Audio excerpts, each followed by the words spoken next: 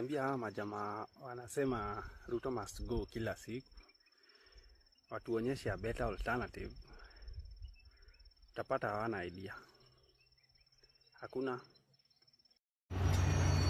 Ushajua kuna mwehu mwenye hayuko Mathare na ashuda lili, but ukweli psychologically jamaa ni mgonjwa. Huwezi kuwa kwa situation mbaya then you think the situation you're in is better. How is that better even? How? Kule msee, kumekuwa kugumu, tafuta option. Lakini ukikuwa ni hii ya kukaa chini hivi, alafu natuambia there is no other option. Hiyo meno yako enda uoshe bana. Na usitukuje kutuuzia hizo akili zako za kimaskini hapa. Shenzi sana, umenikasirisha yangu yote leo. Niharibia.